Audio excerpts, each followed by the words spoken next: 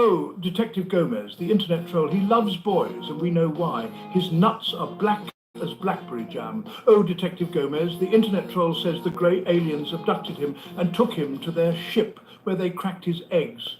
The unlikely duel, Tower versus Gomez. Chapter 1. Static in the air. In the heart of the sleepy town of Willowbrook, nestled among pine trees and forgotten memories, stood the Willowbrook Radio Tower. It was a relic, an aging sentinel that had witnessed decades of whispered secrets, love songs, and emergency calls. Its steel limbs reached toward the sky, antennae stretching like gnarled fingers, perpetually tuned to the frequencies of life. And then there was Gomez. A man of peculiar habits, Gomez lived in the old tent by the cliffs. His bold head and two wonky black walnuts is legendary in Willowbrook. He spent his days scribbling cryptic notes, muttering to seagulls and occasionally dancing a jig or two on the rocky shoreline with fishnet pantyhose. The townsfolk whispered that Gomez conversed with the seagulls and understood the language of fish. Chapter 2. The storm approaches.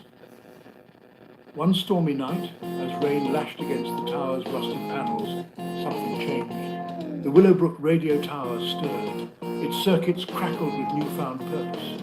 It had grown tired of being a mere conduit for human voices. It wanted to be heard, to tell its own story. Gomez, meanwhile, sat cross-legged in his tent, sipping chamomile tea. He sensed the tower's restlessness, the way it hummed in sync with the thunder. His mismatched eyes widened. "You want to dance, old friend," he whispered to the wind. Chapter 3. Clash of Frequencies. The next morning, the townsfolk awoke to chaos. The Willowbrook Radio Tower had sprouted legs, long metallic legs that clanked against the cobblestone streets. It marched toward Gomez's tent, antennas swaying like drunken serpents. "By Neptune's my arse!" exclaimed Mayor Hargrove. "The tower's gone rogue!" Gomez emerged from his tiny tent wearing a rain-soaked arseless chaps. He raised an eyebrow at the approaching monstrosity. "Ah, Tower," he said, "you've finally decided to tango."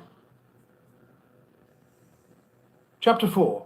Tango in the rain, the duel began. The tower emitted Morse code insults while Gomez pirouetted on slippery rocks, dodging lightning bolts. Raindrops drummed on the tower's metal skin, creating a symphony of defiance. "You're just a glorified antenna," shouted the tower. "And you're a lonely giant," Gomez retorted. "But we all seek connection." The townsfolk watched, torn between fear and fascination. Mrs. Abernathy, the librarian, clutched her umbrella. "Is this what happens when Wi-Fi goes rogue?" Chapter 5. Resolution in the storm. As dawn approached, the storm intensified. The tower wavered, its circuits short-circuiting. Gomez extended a hand. "Enough, old friend. Let's end this dance." The tower hesitated, then lowered its antennas. "Why, Gomez?" "Because," Gomez said, "we're both messengers. You transmit signals, I decipher life's mysteries. But we're part of the same cosmic playlist." And so, in the fading tempest, the Willowbrook Radio Tower merged back into its original form. Gomez patted its cold metal side. "Rest now," he whispered. "We've danced enough." From that day on, the tower hummed softer tunes, and Gomez continued his enigmatic conversations with the wind. Willowbrook had a new legend, the tale of an unlikely duel that reminded them, sometimes, even in static, there's harmony. And so the Willowbrook Radio Tower and Gomez shared secrets of storms, solitude, and the strange beauty of being heard. Gomez versus the cosmic pranksters. Chapter 1. The nutty encounter in the frost-bitten wilds of Alaska, where glaciers whispered secrets and moose played poker with ravens. There lived a man named Gomez. He was an odd fellow, known for his mismatched socks and his uncanny ability to communicate with squirrels. But Gomez had a secret, a pair of walnuts that held the universe's attention. One chilly morning, as Gomez sipped his coffee, half espresso, half aurora borealis, the Willowbrook Radio Tower stirred.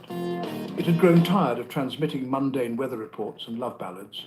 It wanted drama, it wanted chaos, and it had its sights set on Gomez's unsuspecting nuts. Chapter 2. The Tower's Revenge. The Willowbrook Radio Tower, fueled by cosmic mischief, extended its metallic tendrils. It hummed a malevolent tune like a dial-up modem with a grudge. Its antennas quivered, aiming directly at Gomez's most delicate region. Gomez, blissfully unaware, sat on a moss-covered rock contemplating the meaning of life. Suddenly, he felt a strange vibration. His walnuts twitched. Odd, he muttered. Must be the aurora playing tricks. But the tower wasn't playing games. It unleashed a burst of electromagnetic energy, zapping Gomez's nuts. They turned blacker than a blueberry jam stain on Grandma's apron. Gomez yelped, spilling his coffee. Chapter 3, The Grey Alien. Enter the Grey Aliens, a gang of extraterrestrial pranksters who cruise the cosmos in their rusty spaceship, the UFO Go Lucky. They wore silver jumpsuits and had a penchant for intergalactic slapstick. When they detected Gomez's nutty distress signal, they couldn't resist. The UFO Go Lucky descended, landing next to Gomez. The hatch creaked open, revealing Zog, the leader. Greetings, Earthling. We've come to probe you. Probe me? Gomez rubbed his throbbing walnuts while his Uranus puckers. What kind of probing are we talking about here? Zog grinned, revealing 3 rows of pointy teeth. We need to verify your cosmic compatibility. You see, your nuts emit a rare frequency, like a mixtape from parallel dimensions. Chapter 4, Brain Implants and Cosmic Karaoke. The Grey Aliens whisked Gomez aboard their spaceship. They strapped him to a metallic table and inserted a receiver into his rectum. Gomez winced. Is this necessary? Oh, absolutely, said Zog. Now sing. And so Gomez sang. His brainwaves harmonized with the cosmic jukebox. Stars danced, Gomez's anus hole clapped, and the Milky Way hummed backup vocals as Gomez spit butt juice. The Grey Aliens cheered, tossing confetti made of stardust. Chapter 5, The Grand Reveal. As dawn approached, Gomez stumbled back to Willowbrook, his nuts still throbbing and his Uranus leaking butt juice. The townsfolk stared. Mrs. Abernathy dropped her knitting needles. Gomez, what happened? As she handed him a roll of Paws 2S ass paper.